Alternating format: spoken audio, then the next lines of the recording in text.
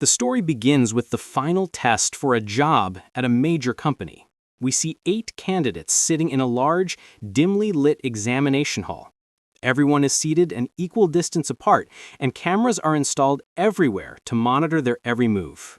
As soon as everyone sits down, a guard enters the room with a card, which makes everyone a little nervous.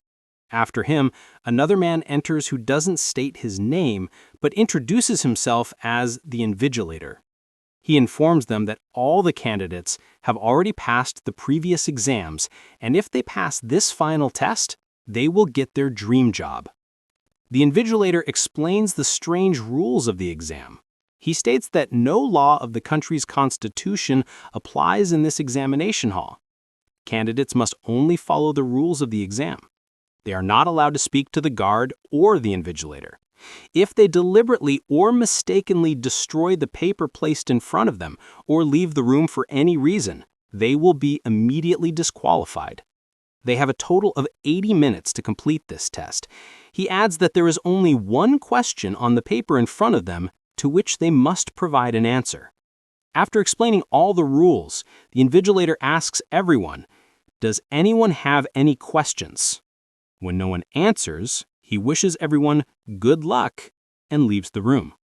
When the candidates turn over their question papers, they are all shocked. The paper is completely blank on both sides. They look at each other with confusion. As time passes, their anxiety increases. Candidate number 2, later blonde, loses her patience and starts writing on her paper why she is worthy of the job. The cameras outside zoom in on her paper, and the guard is instantly instructed to remove her from the room because she has destroyed her paper. Number 2 desperately begs for another chance, but the guard ignores her and locks the door after forcing her out. A little later, candidate number 5, later white, concludes that since they can't talk to the guard or the invigilator, it might mean they can talk to each other. He shares this with the others, and everyone agrees that they must work together to find both the question and the answer. They discuss various ways to pass the test. During this discussion, candidate number 1, later dark, remains completely silent. One man starts to introduce himself, but number 5, white, suggests that they should all adopt fake names to avoid revealing their true identities. He names number 1 deaf, because she hasn't spoken a single word yet. Finally, they agree on a naming convention. The men are named based on their perceived race: brown, black, and white. The women are named based on their hair color: blonde, brunette, and dark. White suggests that they are free to stand up from their seats since there was no rule prohibiting it. He takes a chance and stands up. Everyone is relieved to see that the guard remains in his position, meaning they can move around the room freely. Brunette suspects that the question might be written on the paper with some kind of invisible ink. Everyone agrees to test her idea. Brunette stands up and closely examines her paper using the room light, but nothing is visible. She urges everyone else to check their papers as well, suggesting the question might only be on a single paper. Everyone checks their papers except Deaf, who remains silently seated. White takes Deaf's paper and checks it in the light, but still nothing is found. Black suggests the writing might only be visible under UV light. They all start searching for a switchboard that could activate such a light. Unable to find a switchboard, they start looking for an appropriate light bulb itself. Deaf offers no help and sits restlessly. Blonde finds an emergency light strip in the room. Since there is no switch, they deduce they must break all the light bulbs in the room so that the emergency light strips turn on automatically. Brown argues that they shouldn't take such a big risk. They vote on the matter and decide to go ahead with the plan to break the lights. As soon as all the light bulbs are broken, the emergency blue light turns on. Everyone starts searching for the question on the papers except Deaf. However, they are disappointed once again as they still can't see the question. Brunette tells everyone to remove the first layer of the light bulbs, believing there might still be electricity. They use the women's heels to break the lights, which changes the light color to yellow, but still nothing appears on the paper. They now have only 7 minutes left. White reasons that they can do anything with candidate number 2's paper since she's already disqualified. They gather around her desk and start pressing on her paper with a pencil to reveal any faint indentations. Still, no question emerges. White tears some pieces off of her paper to perform various experiments. He even urinates on the paper, thinking the invisible ink might be liquid activated. A heated argument erupts between Black and White about what to do next, but they stop when they hear Def crying.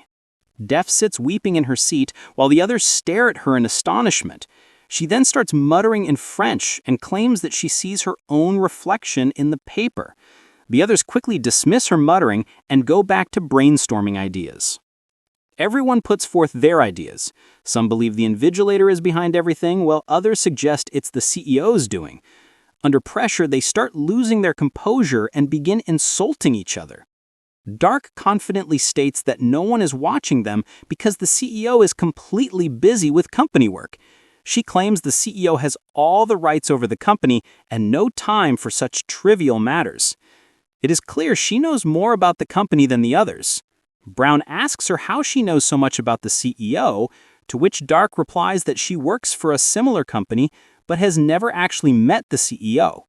She was chosen for this test after applying for a senior position at Bayroll. White informs them that he was sought out and offered the job directly, while the others applied for it themselves. One thing they all had in common was that none of them knew much about the company. Brunette reveals that the company is a well-known pharmaceutical company called Bayroll. A few years ago, when a worldwide epidemic broke out, this company was the first to find the cure. Currently, their annual turnover is $20 billion.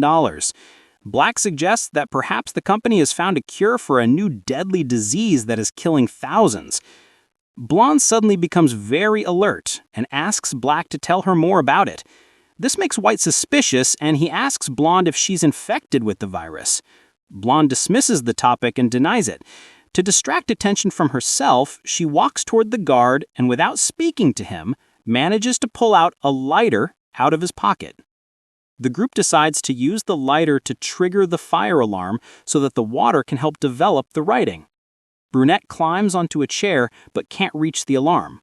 White hands her a crumpled piece of paper, which she sets alight to trigger the alarm. Soon, water starts pouring down, but there is no effect on the paper. Suddenly, the guard starts advancing towards them. Brunette unfolds the paper she holds and realizes it was her own paper. White had tricked her to reduce the competition. The guard drags her out of the room. As she's being taken away, she calls White a despicable cheat. At that moment, Black walks up to White and says he's going to knock him out with one punch. Suddenly, the room lights go out. They realize the room has a voice control system. They caution each other before saying anything, and Def's crying starts again.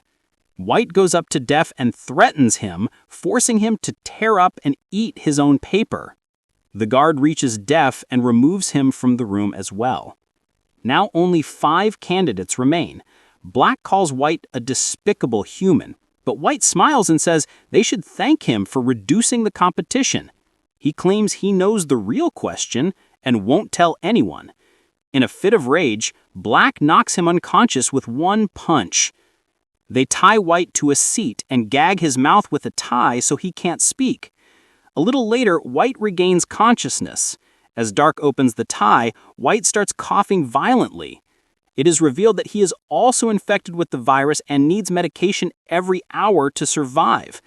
Black searches his clothes for the medicine, but finds nothing. This makes everyone believe White is only faking his symptoms so they will release him. White claims that one of them stole his pill. He promises to tell them the question in exchange for the pill. He quickly passes out again, and his body starts shaking violently. Some still believe he is acting, but Black asserts that this cannot be an act. Everyone starts searching the room for the pill, but it is nowhere to be found. Dark suspects Brown might have hidden the pill, and her suspicion is confirmed when she finds the pill stuck with chewing gum on the underside of Brown's table. She starts to feed the pill to White, but Brown swats her hand, making the pill fall into the vent. While everyone else is trying to retrieve the pill from the vent, Dark panics and goes to the camera and asks the invigilator to save White. She is immediately disqualified for speaking to the invigilator during the test. After she's gone, Blonde uses a pin to retrieve the pill from the vent and saves White's life. Once he recovers, everyone asks him for the question, which he had promised to reveal. White tells them that the answer is themselves. They have been searching for the question, but according to him, there is actually no question, and whoever is left at the end is the answer. Everyone believes him. But before they can react, White rushes toward the guard for his gun. Black shoves him aside and grabs the gun. He aims a gun at White and says he won't shoot anyone. White seizes the opportunity, attacks Black, and snatches the gun away. As he tries to use it, he realizes the gun has a fingerprint recognition system. This means the gun can only be fired by the guard's hand. White uses the guard's hand to point the gun at everyone else. "If you want to live, leave the room quietly," White commands the others. Brown, terrified of the gun, obeys him and leaves. Blonde also starts to leave, valuing her life, but before she goes, she says, "Lights off." Suddenly, all the lights in the room turn off. White starts firing wildly in every direction. When the lights come back on, Black is seen lying on the floor, having been shot in the chest. White looks around and notices that Blonde's one foot is still inside the room. He is about to shoot her, but stops when he sees the timer. The exam time is over. White goes to the camera and tells the invigilator that he's the winner of the competition.